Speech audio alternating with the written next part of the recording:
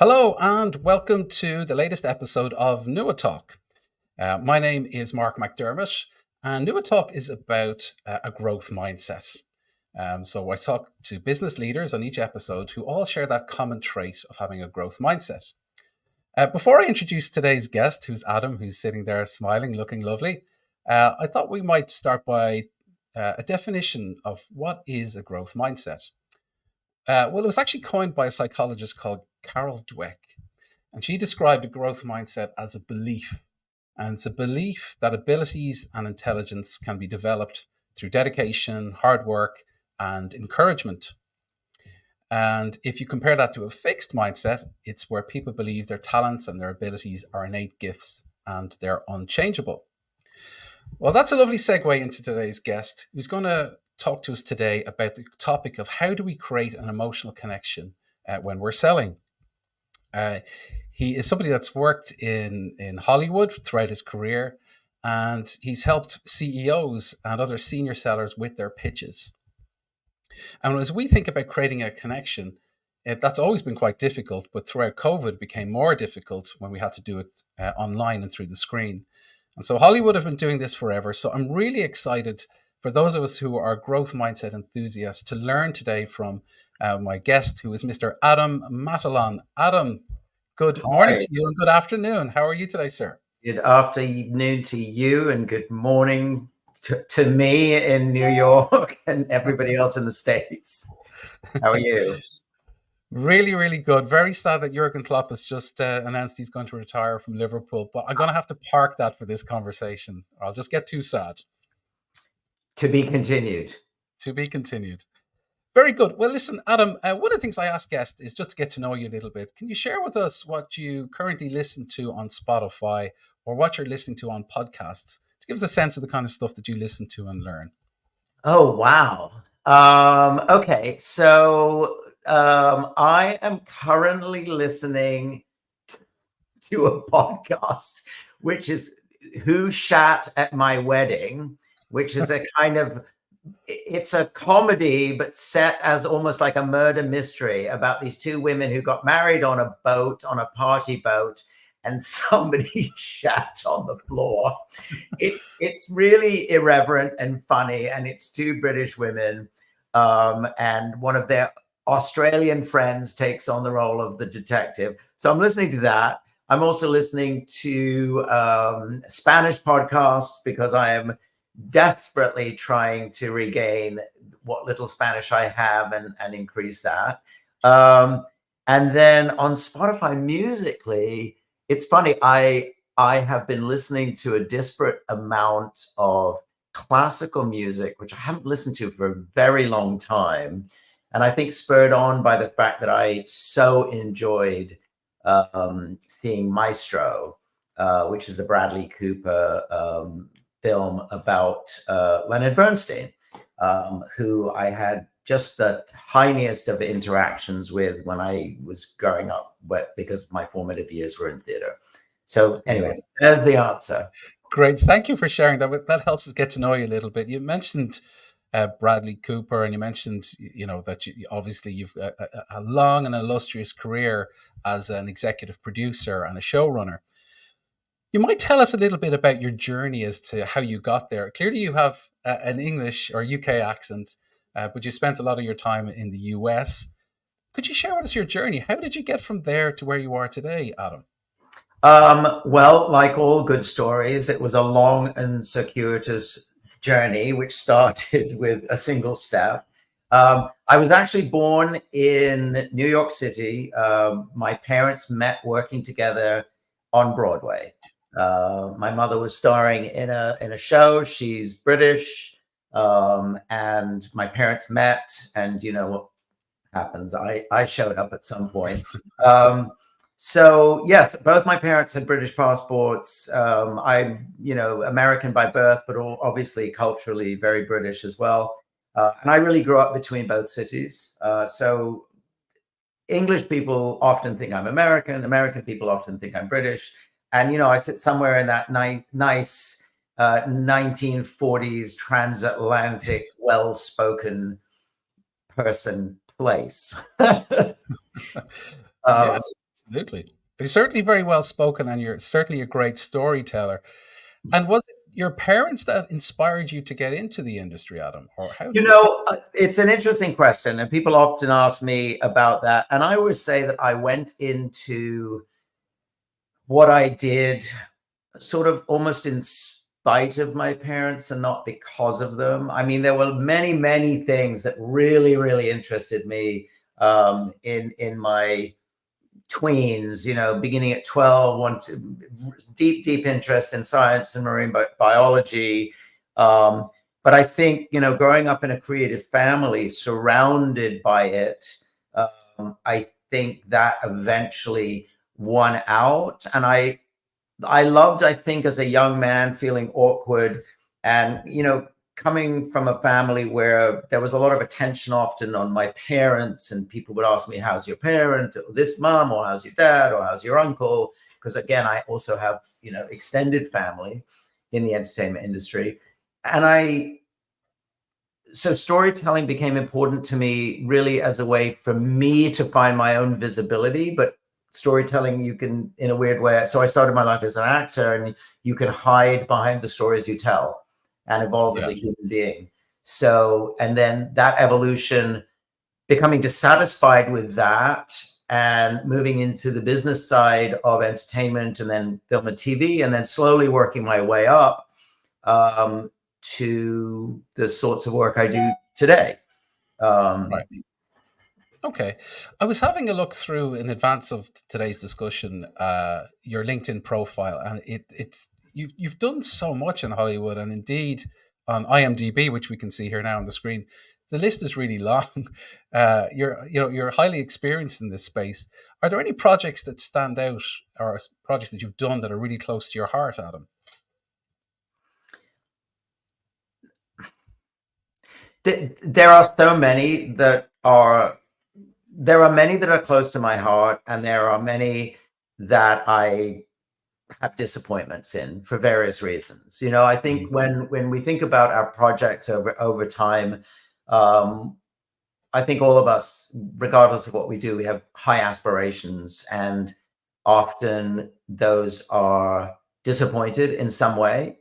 And it has nothing to do with does a project find love with an audience, or is it successful in quotes or not successful? It really always comes down to like, what does one think about it? Did it live up to your own strange business and creative expectations? Listen, I'm intensely proud of the time I spent with Sesame Street. I mean, yes, it's a multi-Emmy award winning series, and it consistently has won awards year after year, including when I worked on it. But, you know, I spent almost 7 years associated with that brand, Wow. originally starting as, you know, running the floor, meaning first AD, and you know, moving up the food chain a little bit, and eventually, you know, directing and producing, including their home videos for Sony. So I love that experience. And, you know, I've worked across also a couple of feature documentaries, and one of which I'm really proud of, called Seasons in the Valley, which had some significant, for instance, festival success, but didn't have a lot of commercial success. But again, I'm really proud of it because I think it's a really good film. You know, Elliot Gould was the narrator, and it was about Jamaican migrant workers and a symbiotic relationship they have with apple farmers in the Hudson Valley of New York. You know, not a story that most people know about. What's really fascinating to me, Adam, is that it's like Hollywood is almost like in a vacuum. What I love about what you've done is this addition to your career where you now work with CEOs and you help them with their pitches and you help them create emotional connections, which is exactly what Hollywood does and they've always done for years. And I noticed in 2011, you worked on The Mentor with Bloomberg, where you worked. I think that was your first entry into working with CEOs. Perhaps you could tell us a little bit about that, Adam. Sure. I mean, that was a wonderful series. It was, there were 3 seasons on Bloomberg television here in the US. It was Bloomberg's first foray into delivering more than simply information about the business markets. And the premise of the show was really simple. Take a major CEO of a major corporation, you know, companies doing $1 billion plus, marry them with companies doing anywhere from 50 to $100 million worth of revenue, and address a single problem, whether it be scaling, logistics, whether or not to franchise. And so we got all these expert CEOs, and we would marry them together. And in that experience of the storytelling of the difficulty of a business, understanding how CEOs themselves would counsel and mentor in terms of resolving those problems, and then also seeing, could the company in question, the mentee, actually do the work? And in many cases, the answer was they couldn't do the work, or they weren't willing to do the work. And I became really fascinated, and I developed some really great, strong relationships with CEOs at the time. I loved working with them. They were smart, intuitive people, and there's a reason why they were leading their companies. Cool. So I loved working on that show. So that was my first sort of foray. And then, I also developed a couple of ideas with a couple of networks around some CEOs. And full circle to 2021, when I came on board to kind of develop out and produce a series called Unicorn Hunters, which can only be seen online, which was directly about investors and founders and CEOs presenting innovative technology and business.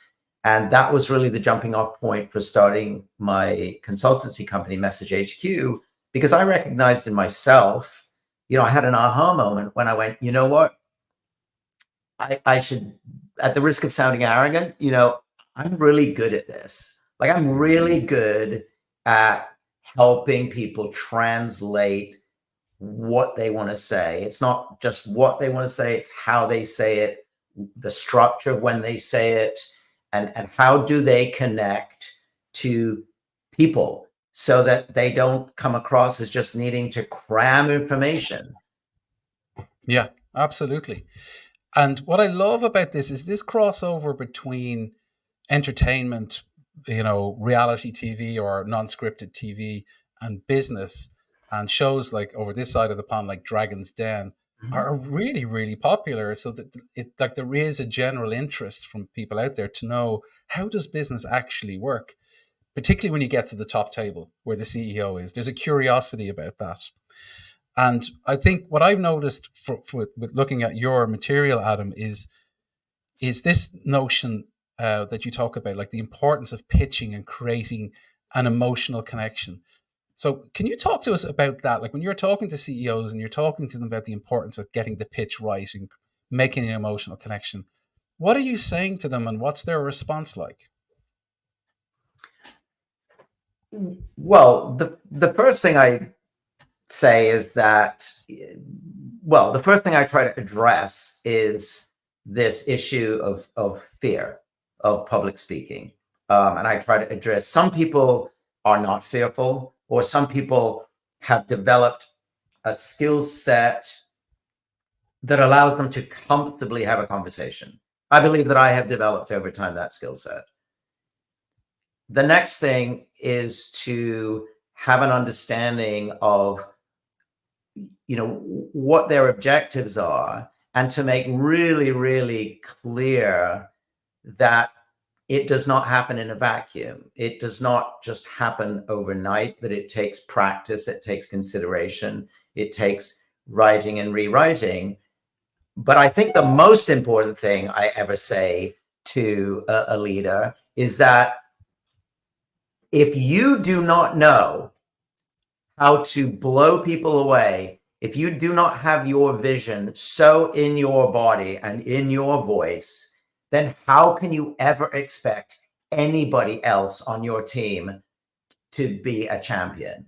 Like, you have to lead by example, especially at startups. You can't rely on a CMO or a CFO or a COO to be the champion. You have to lead, right? And if you're not clear in your vision, if you're not clear and concise, nobody else can be. So it's a case of if you don't know what your vision is, it's going to be very hard to make that connection, that emotional connection, or build rapport, or be convincing. So that's your starting point. Is what is the vision? Are you clear on it? Well, it's that, and it's also to. This is a little bit of a contrarian view, right? Because in business, there is this constant culture of, oh, let's pivot, let's pivot. You go out to market, you try one thing, it doesn't work once, so you pivot. And I say, no, no, no. There's a certain amount of courage that has to be done to sell. By the way, when I talk about making a television show is definitely a faith-based business. And what I mean, I do not mean faith in a religious sense, but I mean, you have to trust that you started from point A with a vision. You said, this is what we're going to make. This is the approach we're going to do. And yes, you will make some minor changes, but the core of what you set out to do has to be there. And you have to have faith that you'll manage to pull it together. Because I will tell you, certainly from a TV time, and almost every producer you speak to will say it's always a miracle when you finish a show. It's a small miracle every time, because you remember all the things that could have gone wrong, or all the things that did go wrong. So starting a business or running a business, yes, you have to pivot, but you have to hold true to why you want to do it in the first place. Mm. You know, and this is something I say to CEOs as well, is I understand we all have to make a living. We all have bills to pay. But if you don't have a passion, then you should, as soon as possible, go do something else. Yeah. Like, I love working with CEOs. Like, I love, because I like to shake them, and I like to have a human conversation, create a safe space, and you know, shake the tree. Yeah. Well, one of the themes of this this series of interviews, you know, about growth mindset is the notion of vulnerability. And it struck me when I was thinking about, you know, movie production or reality TV production, whatever it might be, is the notion of iteration. It's the notion of not getting it right, but keep going and going and going until you get it right. And that's not something you generally see in business. It's almost like there's a shroud of confidence, like of pretense, that, you know, everything is perfect. Whereas I feel in talking to you, Adam, is that you're very comfortable with vulnerability. You're very comfortable saying that's not right, that's not perfect. We could tweak this, we could tweak that. When you start to work with CEOs, do you get that sense that that growth mindset exists? Or am I even right in saying that Hollywood does have a growth mindset? So a couple of things to unpack with that question statement. The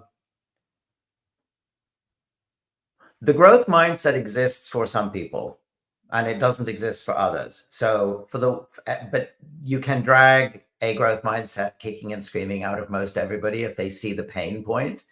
If they address it because of a moment of failure, you know, and then they go, okay, I better change something. Practice does make perfect. Nothing happens in a vacuum. In terms of, you know, Hollywood or the entertainment industry, it's like every other. Excuse a scam phone call coming into my phone.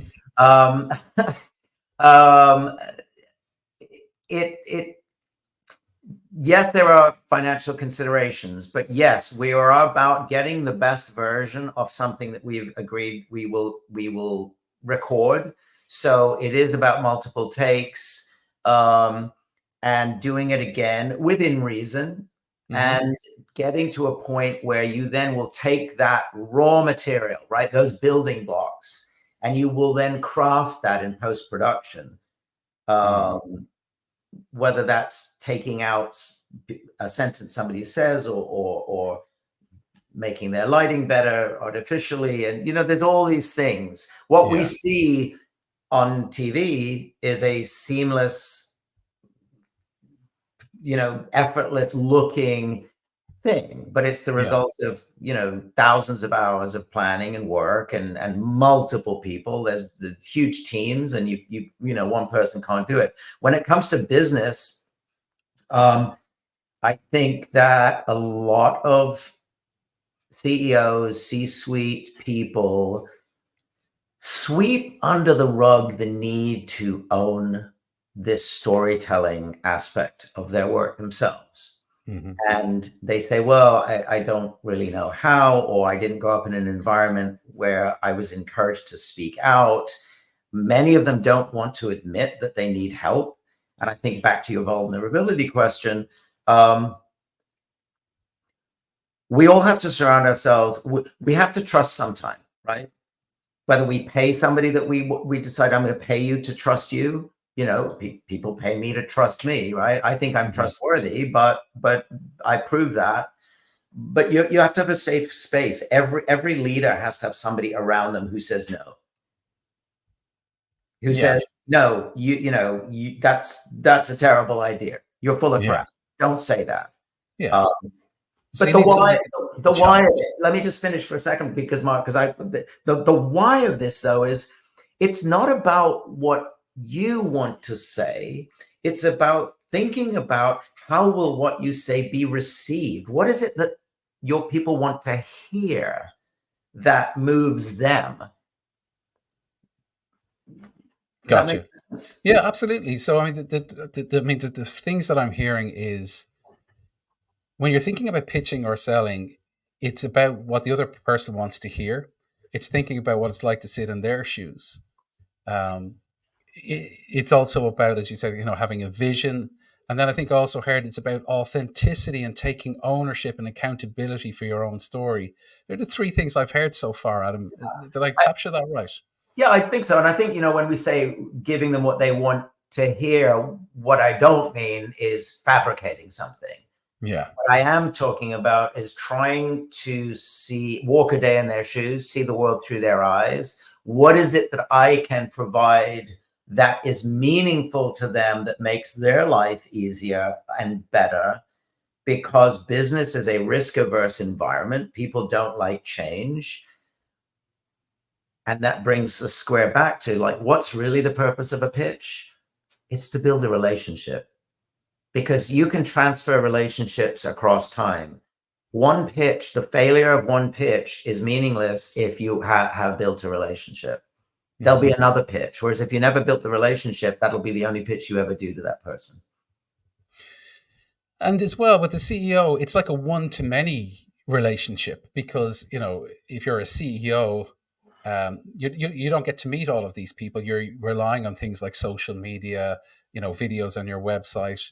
Your audiences that are going to be important to you will be obviously employees, clients, and other stakeholders, perhaps in the industry or in the country in which you're working. So making this emotional connection, Adam, and the things that you're talking about can actually be the difference between success and failure.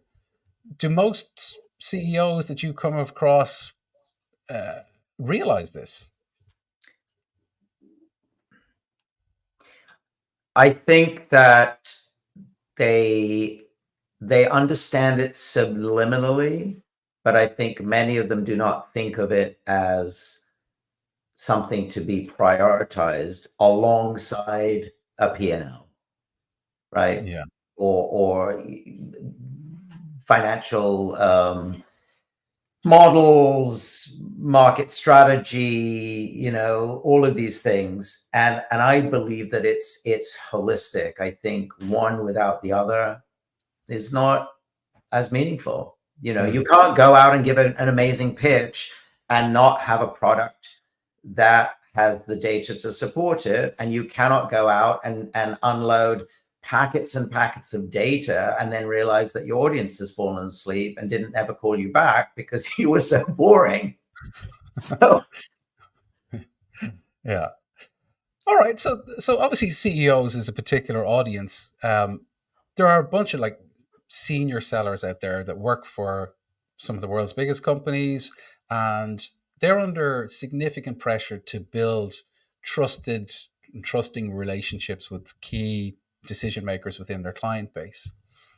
And during the pandemic, we'd obviously had to kind of move away from in-person meetings to doing it through the screen like this. Is there anything that like a seller like that can take away from this conversation? So obviously the things that we spoke about, like, authenticity, having the vision, taking control of it yourself. But, if you're not a CEO, what else is there to learn from you in today's conversation, Adam? I think it's all about showing up and being a human being, figuring out how to share something about yourself, or ask, something about a potential customer that or find out something, interest. I think the issue with selling is if the objective is simply to generate a transaction, that it will be less effective than knowing there is a transaction to be had, but coming to a conversation and bringing value, so that at the end of the conversation, even if that potential customer doesn't buy today, there's something sticky about the conversation. They're going to take your call again, and having real faith in your product is important. And also understanding, look, there are scripts, aren't there, right? Companies write sales scripts, say this, they say this. But we as communicators, people who pitch, have to find, in my opinion, organic, authentic ways that connect us to why we think it's cool. Yeah. And there's a project that I can't really talk very much about, which is a series that I've co-created on the entertainment side, which is with a big major network right now. And we're waiting for final green lights and so forth. But the point is that the initial pitch, before we ever showed them materials, was a 3.5-minute verbal pitch where we talked at length, and I led the pitch, and I would talk at length about excitement, about X, Y, and Z, and this, and I told 2 or 3 stories which were really funny relative to this piece of IP which exists, and never mentioned the show one time in that 3.5 minutes, but took it to such a crescendo that then I would end it with saying, do you want to guess what the IP is? And that would always lead to another conversation. Then we'd pop a little link in a chat, we'd turn our screens black, and we'd ask them to watch it, and then we'd come back and have a conversation.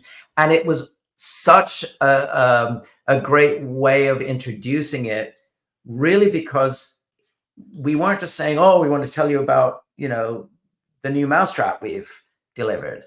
We were sort of building this story and having fun, and people want to have fun in business. I mean, we want to have fun when we talk together, right?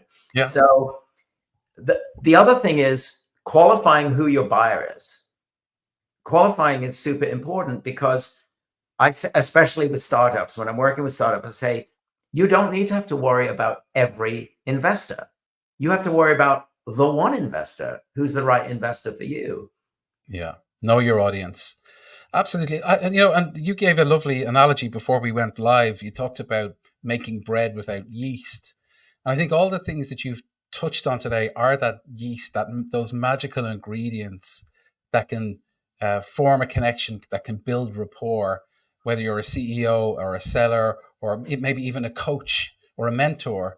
To building rapport is about all of those elements that you spoke about.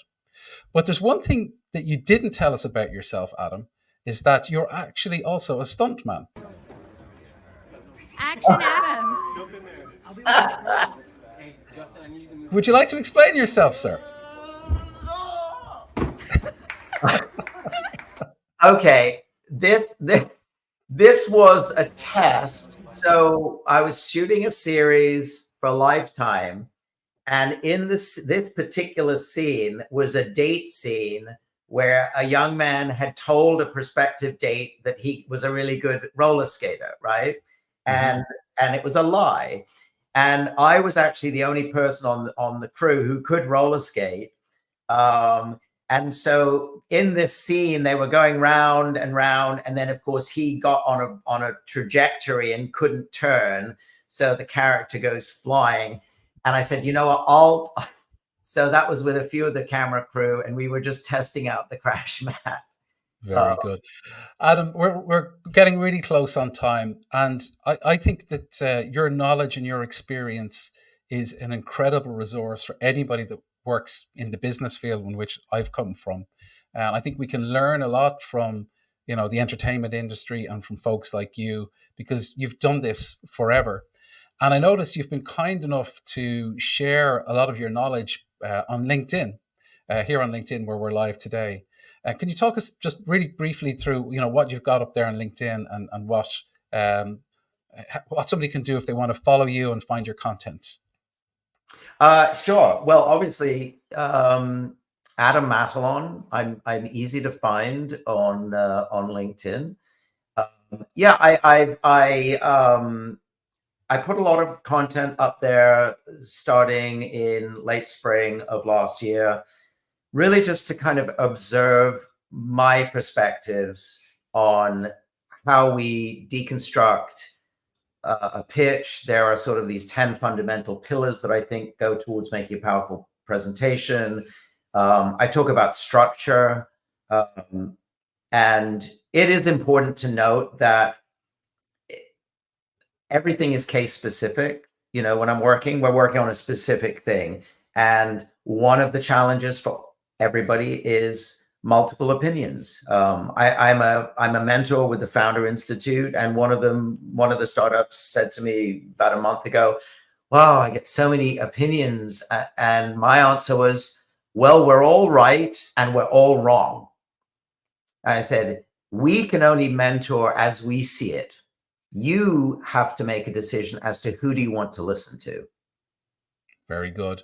Well, I would highly recommend anybody who's watching this or listening to this on Spotify afterwards to look up Adam. The content is brilliant, and there's something practical that you can take away from each and every one of his videos. Adam, thanks so much for being an amazing guest on today's Nua Talk. Wishing you every success and every bit of luck with everything that you've got with these new projects coming up. And perhaps we'll have you again on Nua Talk somewhere down the line. So thanks to everybody for listening in. And our next Nua Talk will be with LinkedIn top voice for leadership, an amazing lady, another Brit, Liz Ryder. And I look forward to seeing you all then. In the meantime, have a great weekend and talk to you soon.